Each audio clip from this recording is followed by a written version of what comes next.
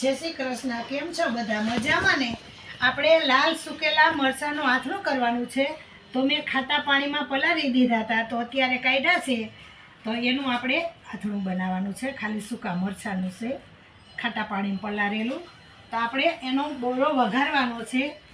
100 ग्राम मेथीनो छे, 100 ग्राम धाणा ओला राईना कुरिया छे, वरियाળી छे, हींग छे अने आ धाणाना कुरिया 500 छे।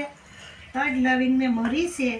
तो हवे आपणे एनुं तेल मूकी देवानुं छे। बोरो वघारवानो छे, तो आपणे एने तेल मूकी दઈએ। हवे आपणे तेल मूकी देवानुं छे।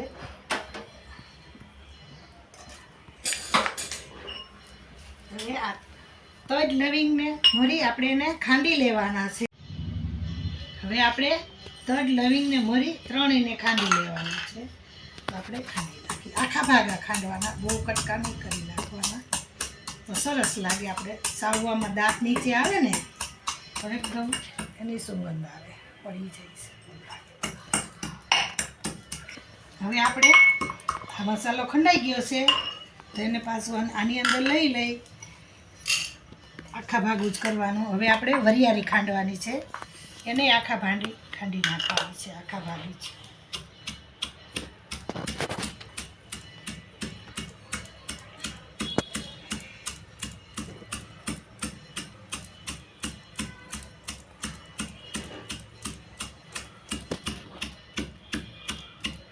हवे आखा भागी थई गई छे, आपणे एने आनी अंदर लई लई।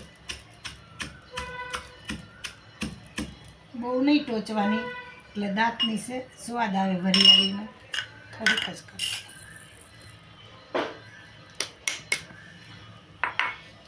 હવે આપણે આ તપેલાની અંદર બધાય બોરા કરી દેવાના છે। આ ધાણાના કુરિયા છે, આ રાઈના છે, આ મેથીના છે। હવે આપણે એની અંદર હળદર કરી દેવાની છે।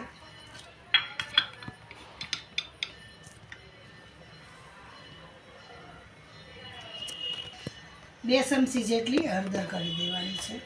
હવે એને આપણે ભેળવી લઈએ।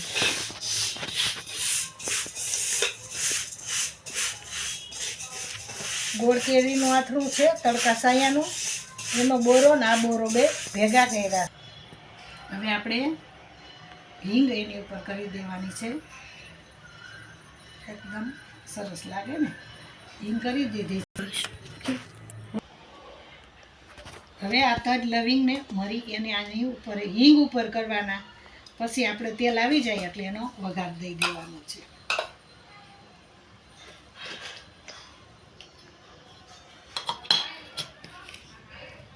હવે આપણે તેલ આવી ગયું છે, એને ગેસ બંધ કરી અને તેલ લઈ અને બોરાની અંદર વઘાર દઈ દઈએ આપણે।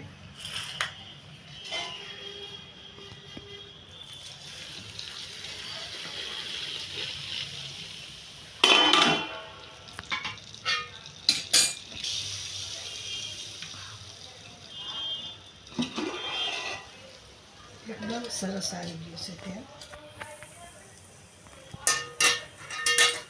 થોડું તેલ નાખી દઈએ એટલે હાથ લાગે। જોઈ પ્રમાણે તેલ કરવાનું છે। હવે આપણે સૂકા મરચાંનું આથણું છે એ ભેળવાઈ ગયું છે અને તૈયાર થઈ ગયું છે। એકદમ કેટલું સરસ લાગે છે। આ લીલા મરચાં કરતાં છે ને સૂકાનું આથણું બહુ સરસ લાગે। સુકેલા મરચાં હોય એનું આથણું બનાવવાનું, જરૂર બનાવવાનું, બહુ ફાઇન લાગે છે। જો આપણું આથણું તૈયાર થઈ ગયું છે, તમને ગમે તો લાઈક કરો, શેર કરો અને સબસ્ક્રાઈબ કરો। લાલ બટન દબાવવાનું ભૂલશો નહીં। જય શ્રી કૃષ્ણ। કોમેન્ટ મોકલજો, જરૂર મોકલજો।